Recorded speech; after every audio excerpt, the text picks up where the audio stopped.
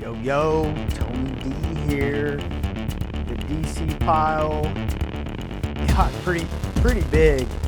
I'll give you the rundown. The my image pile or indie pile is the biggest. DC pile second. Marvel's actually light. It's kind of surprising to me, but hey, it's good for everybody. There's something for everyone. So, micro mini reviews. What I do is I try to keep them a minute, 2 minutes under for each book. Hopefully there's some information you get where you can make a decision. Maybe you want to get into this, maybe not, maybe you're on the fence, but here we go. Batman, #1, great read. Get into this. I would totally recommend this. The artwork and writing is on point. I hate it when they reboot things, but if you're gonna reboot, they're doing it right. So right there, the Nibblets. This art is good. George Jimenez, he's good, man. Matt Fraction, great writing in here. That's a nice shot, but I'll give you the deets on the writing.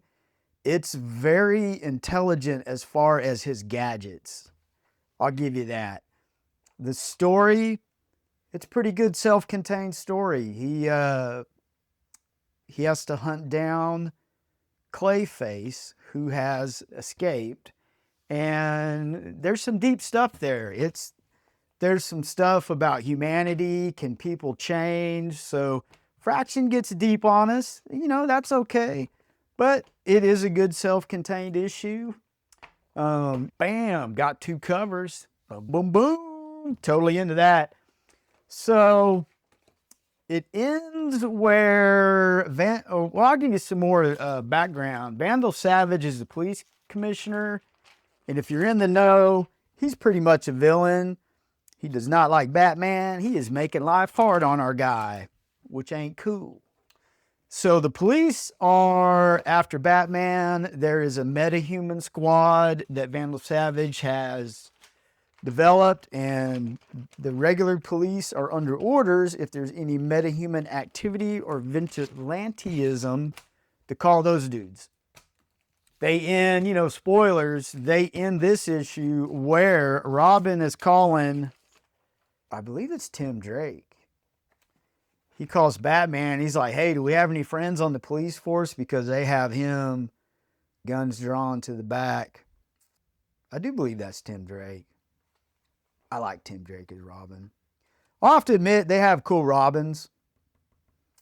With as many as there are, they've done fairly well with all that stuff. But yeah, great issue. Totally recommend it. And if you're kicking off your career in comics, like my sister or my niece, maybe Garrett, her husband, that would be a perfect starting point. Hint, hint. Boom, we got the Flash. If you've been watching the channel, I'm automatic on the Flash. I have a soft spot in my heart for the Flash. When I was really young, I spent a lot of time with my imagination with what Flash books I had. So I'm sure a lot of people can relate with that, where, comics are fantastic, man. They create, for your imagination, there's nothing better. Stretch your imagination. You will not regret it. So this story, I just want it to be over with. I'm just going to get to it. I do like Inspector Pilgrim. That is actually the Flash's youngest son in the future. I do like that. Spurrier, he's a good writer. He really brings the science in a manageable container. But this go around, this story arc he kind of loses it. There's just too much on a galactic scale that's going on. And the Shade was introduced, and I totally like the Shade as a villain, and he's just doing nothing with the Shade. They introduce him and then nothing. But maybe Spurrier just bit off more than he could chew with this. The Flash is a very sciencey type of book. If you're in the science, I would recommend it. If you're in the science, or if you just love the Flash, I would keep reading it, if you're on automatic like me. But if not, you'll probably be upset. Oh, Pittori, the cover artist, is getting better. I am totally digging this, guys. covers, the more I see, the more I like. I'm going to say he is my breakout cover artist of 2025. You heard it here. But he's starting to remind me of, and I don't like comparing artists to each other. They're all unique. You know, God bless them. They work very hard. But I did see a Moon Knight cover that Vittori did, and I thought it was Dell'Otto. And that's saying something. Man, I totally have a hard time with this last name. Shikinowitz. Man, dude, like, I feel like I'm committing a sin saying it wrong. But fantastic cover. I'm cheating a little bit. I did not read this one, but I did buy 3 of the variants, and this is one of those things. They come out with these variants that are just super awesome, and your boy got on it. And I always get a cover A, so I bought this one. Maybe they got the deets. You know what I'm saying? I like to show you guys stuff. You know, and always keep in mind, I'll put it in the description that all these mega micro reviews, they're spoilers. Oh, look at that artwork. Oh, that's stinking awesome.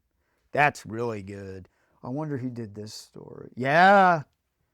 Skinowitz. It's not Skinowitz. It's Sean. I don't know, man. Somebody call me out, dude. I do my due diligence and I'll pull up one of those, how do you pronounce this? And then I get over here and I get excited and I forget, and man, it's on me. But all you got to do is look. You can't make a mistake with that. He's awesome. But this cover, it really intrigued me. I didn't know he's the one that did it until I started digging into the deets on it, and it's just a fantastic figure drawing with, it looks like chalk, very simple. Simplicity is the essence of all beautiful design. I totally believe that. So glad to have this alternate cover in the collection. I have a bunch of Moon Knight covers that he did, and there's some other stuff. So he's been around. You know, if you see an alternate cover, I've changed my viewpoint. If you see an alternate cover, man, and it really calls to you, just get it. It's cool. Justice League Unlimited. I totally love this team book. I'll say this, like in a lot of videos, that you get more bang for your buck in a team book because you have more heroes and you have more villains. And there's usually a lot of drama layered in there and relationships. So you're getting a lot of story meat and potatoes is what I'm saying. This one's really weird because Doomsday is the time trapper, which is really weird to me. It just, for some reason, doesn't fit in my mind. But, you know, I can go with it. With this read, I'm totally going with it. So this micro review, they went through, I forget the name of the story arc, but it was a big time travel thing. So they're done with all that. There's fallout from that. There's heroes and possibly villains that have stayed in our timeline, which we'll see down the road in other books. And I can't wait to see that. So the time trapper, this whole issue, he shows up and he is, I mean, somebody got him. They may show you. That's a great shot. Look at his hand. Totally love it. My nephew would like that. He likes stuff like that. Yeah, the Legion of Darkseid. I'm totally into the Legion of Darkseid. And what that is, it's the Legion of Superheroes, evil. And I like that. Because I like the Legion of Superheroes, and it's cool to see them do something with that. That's another huge team book. I do have a soft spot in my heart for that as well, especially Giffen doing the pencils and or / writing. So yeah, Doomsday shows up. Oh, and there's also some drama with what they should do with Airwave. Now, Airwave kind of screwed him over in some issues. He's a hero, but he was manipulated by a villain, and they're trying to figure out what to do with membership. And it's causing a rift between the three, your big three. And your big three are Batman, Superman, Wonder Woman. And Batman, he don't care, man. He's gonna do what he wants to do. So he shows up, beat to hell, and they cannot touch him without aging because he is a time trapper, and there's some time issues with that. I gotta figure out who this character is. It's like a werewolf from hell or something like that. Let me know in the comments if you know anything about that, but I'm totally into it.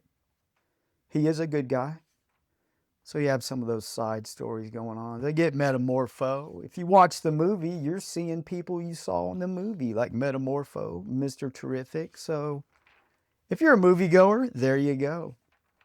So they use Metamorpho can work on Gorilla or the Time Trapper because he is not made of organic human material. He's all elements, as you know. So he can do what he needs to do.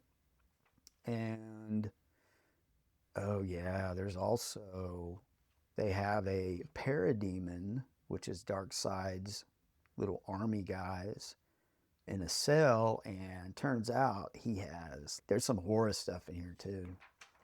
So don't read after dark. So it creates a situation where those little guys escape from the parademon and they got to hurry up with the operation. So you have some time drama there, like the clock is ticking. So it's all good, man. I do recommend Justice League. If you're in the team books, if any of the people on the Justice League are your heroes, I would recommend it. DC's doing a great job. Oh, speaking of great job, Superman. Your boy's jumping back in the Superman. I'm on and off with Superman, and the reason being is he's just too powerful, but writers find creative ways. Williamson is a writer on this. Mora's a great artist. I totally dig his artwork. With the Legion of Darkseid, I'm totally into it. I'm going to follow this arc. This is part 2. So what that is Superman's buddies are the Legion of Superheroes in the future. And for some reason, they are evil with the flavor of Darkseid. And also, Superboy Prime makes an entrance in the last issue, which is very cool. Superboy Prime is, for me, the epitome of evil, the ultimate contrast, because he's from that wholesome universe and then he just went totally evil, and I loved it. All that stuff. I can't really, I may throw up some graphics of issues, yeah. But he's helping Superman now, so okay, cool. And they have to do some stuff through time, more time travel. And they find Cosmic Boy. He's a good Legionnaire, I'll tell you that. He has magnetic powers. And they find some of them in a future that is not what they expected. So there's some complications there. And through the complications, they are attacked by, Cosmic Boy actually wasn't Cosmic Boy. It was the evil Chameleon, the Legion of Darkseid. So Chameleon is a shapeshifter, and it's cool how they reveal him, where Superboy Prime notices it in the way that he's talking and acting, and so he comes out. So they start getting into it, and I believe more of them show up. Yeah, they need to get Booster Gold. That's the whole thing, is they have to save him for whatever reason. It goes south, and the Legion of Darkseid shows up like in full force. And you have a heel turn, folks. Superboy Prime goes back to the evil side. So that's a great heel turn.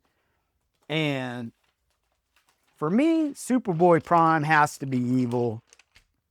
But what's really cool is the writer sets it up where, he may be faking it just to get the one up on the dark side, the Legion of Darkseid. Justice League Red. Not sure about this one, folks. If you're into it, let me know. First issue came out. I'm totally in the first issues. I'll get a first issue just to get it, and I totally dig that. That caught my attention. Great art. Clayton Henry, not too familiar with that artist. Saladin Ahmed, man, I'm like that dude. He's writing Wolverine right now. And something else that the resonation isn't hitting me the way it should. There's always a little bit of a hook, and then it kind of fades a little bit, but we'll see. This issue just shows the coming together of a team that Red Tornado is putting together for secret purposes. So you do have some mystery there. If you are into mysteries and you're a Justice League fan, you would possibly get into this. I may not keep following it. I don't know. With Black Adam in it, I may keep going because I do like Black Adam. Yeah, your boy's going to get issue 2 for sure. So for me, it's inquisitive, you know. Saladin, like I said, there you go. He throws some hooks in there, and it'll get me. You know, and I'll never talk bad about artists on this channel. I'm always looking for the positive. Like if you think positive, you're gonna find some good books. I guarantee you. Like this right here, Karate Kid. Totally had to get this. I believe it was a sale. No. It was like a regular day. But the reason why I got it was I do know that Karate Kid can beat up on Superboy with a karate technique he invented. And I thought maybe this right here would be that issue where it's explained. And they do get into it. It's called Interplanetary Karate. How can you not like that name? Yeah, so they go into like a little more detail of what he's doing. I don't know if this is that issue, but it was enough for me to enjoy it. So if you're into Legion of Superheroes, I totally recommend this Karate Kid one-off series. Like they make him, he's a normal human, but they make him so powerful with the fantastic art of karate. You just can't help but get into it. Love it. New Gods. This is one of my favorites. I'll give you some deets on my thoughts. I never read the New Gods in the past, but I jumped on this because I like Ram V, the writer. He's a great writer. The artwork is fantastic too. Cagle, totally into it. So this issue is more of the revealing of the evil or the antagonist, which is Max Lord, which I'm totally into right now. You're dealing with a lot of aftermath in this issue where they get their butts kicked by the Chitauri, I believe is what they're called. And they go into the history of the Chitauri a little bit, how they have Dark Side Sun in their group, and they go into that. And this guy right here, I forget his name, but he's a new god. Probably an underrated new god. He uses these bullets called cosmic bullets that produce different effects. And he is manipulating the child. So this child right here is Omega level powerful. He can beat up on Orion, to give you a little clue. And Orion is like a Superman level power. So you're getting a little bit of everything in this issue, where more revealing. It's really more of a reveal. So spoilers. And the fallout, you're dealing with a lot of the fallout. Ram V, he threads all this stuff very well. It works. Yeah, he's totally manipulating. Orion is, I will say the consistency of the characters are done very well with Ram V. Like Orion has his same attitude as the things I've seen him in the past, like JLA. Scott Free, Mr. Miracle, the same. He's consistent with his character profiles for sure. Yeah, here we go with the, yeah, so he shoots his kid, like, I mean, it's not a bullet or anything, but it has a cosmic effect. And I think he's making him afraid and withdrawing within himself. We'll see where that goes. And I think it takes something from him. It like absorbs something because he goes to Maxwell Lord, who is, man, that guy's evil in this, and he gives him the bullet. So he absorbed something from this Omega level power, and this is so cool. Look at that. Man, what a great villain shot. And there's the typical nosebleed. If you know Maxwell Lord, whenever he's using his mind bending powers, he gets a little nosebleed. I always thought that was cool. So yeah, yin like that. New God fans, jump on it. If you're a fan of Ram V, if you're a fan of great writing, deeper writing, I'll say that. Intricate art, it's very intricate, very kinetic. If you're into that, this would be a good read too. I'm not sure how many issues are going to go with that, but I would say I wouldn't jump in just anywhere if you haven't been buying it. Wait for the trade paperback and go like that. Or if you're a hardcore issue lover like me, start buying it, man. I'm sure you can find it, the back issues. But Absolute Superman, breakout villain of 2025, Brainiac. Totally love this iteration of this villain. He's so nasty looking. Like his mouth is all dark. I'll get you some shots, but this issue goes into they have captured Superman. They are trying to break him mentally, and Brainiac is in charge of that endeavor. And what he's doing is he's running simulations where Superman has to off people. And I mean, he's doing these iterations like in the hundreds, thousands. And it's really hard to break him. And one cool thing that Superman does in this issue is he whispers so softly that Brainiac has some clones. They can hear him whispering, and he affects them. Or does he? So in this issue, it's really great. The writer, Aaron, yeah, he makes it where there is a good... kind of like those movies where there's a double dream where someone wakes up, but they're still in a dream. They wake up again where you don't know what a simulation is or what's really happening. So great job there. Love that piece of the story. And we have a traitor. That was a huge reveal last issue. If you like big hill turns and things of that nature, this would be a good one to get into. Yeah, look at that. He is so nasty looking, dude, with that. His mouth is always like really black and like, I don't know, like he just doesn't clean himself. I guess, I don't know. But so this issue, Brainiac's doing that thing. If he can get Superman to kill him, he breaks him.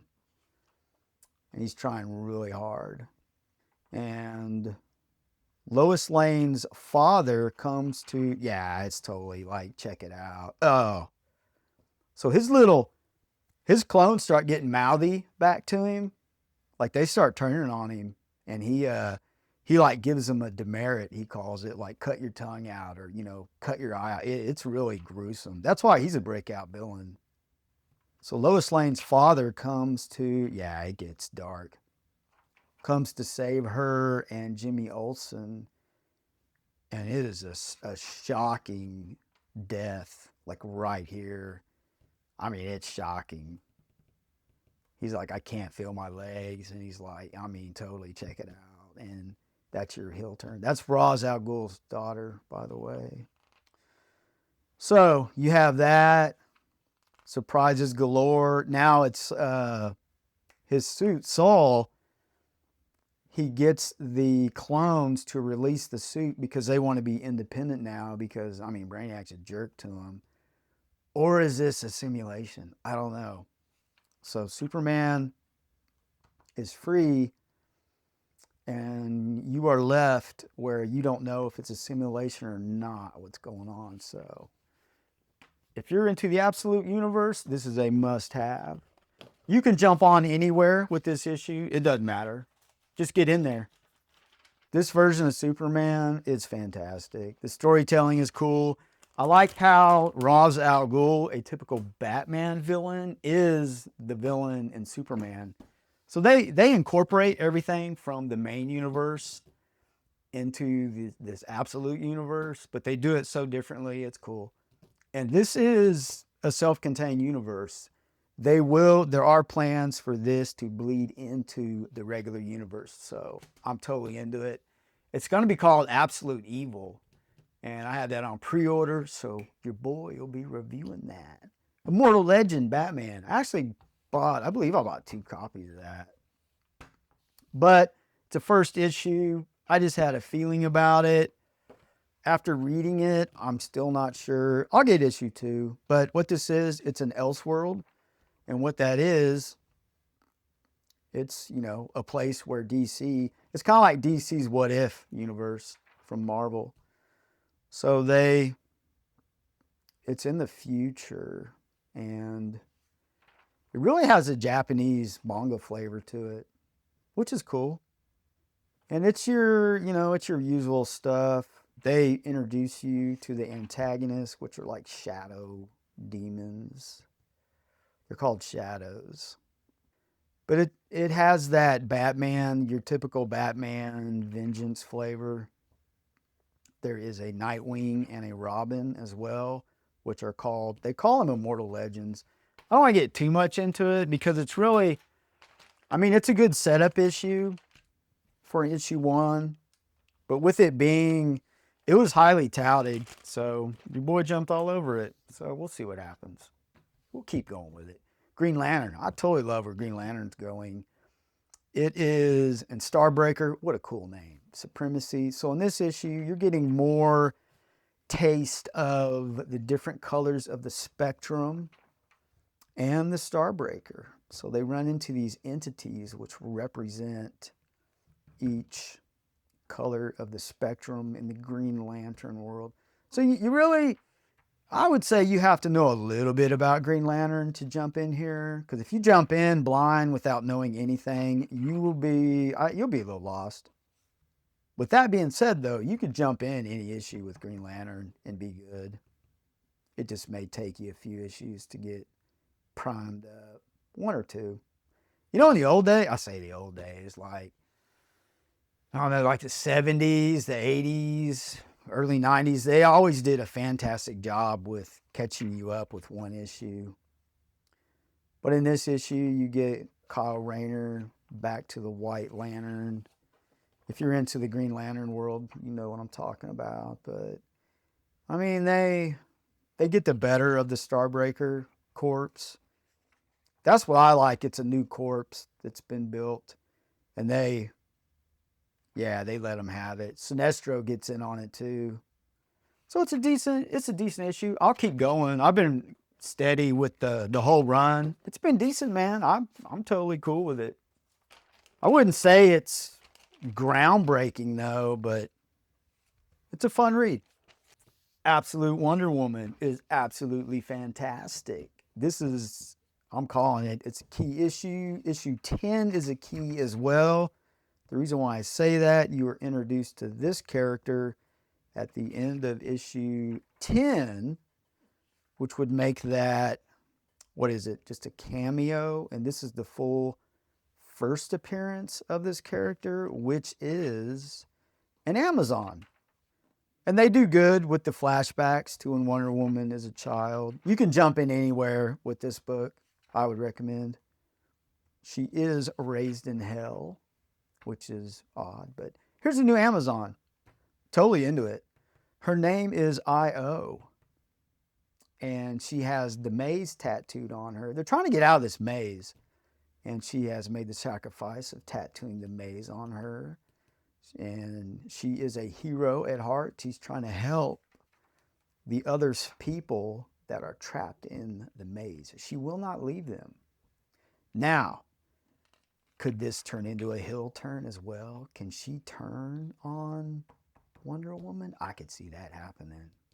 This whole issue is about their relationship, the character reveal, and the building of a relationship between these two. And there's an entity that she can see down there, and she's going to use that entity to help.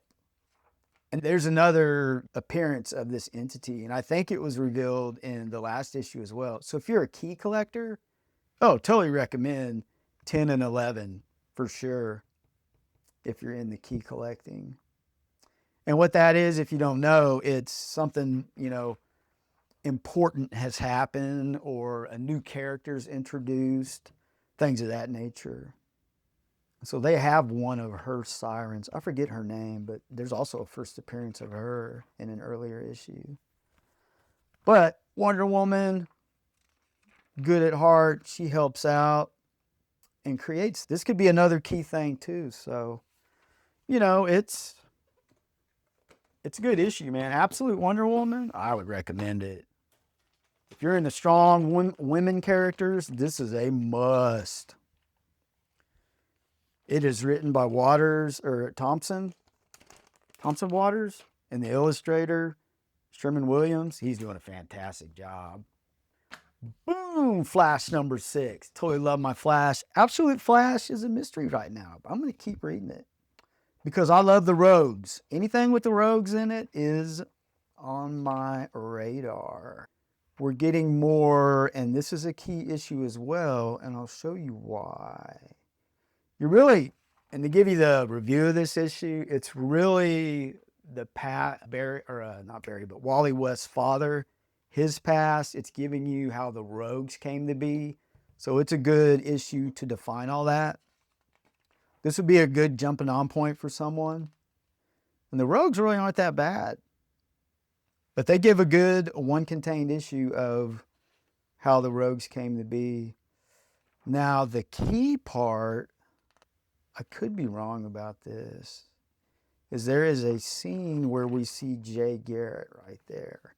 I believe that's a first appearance of Jay in this book.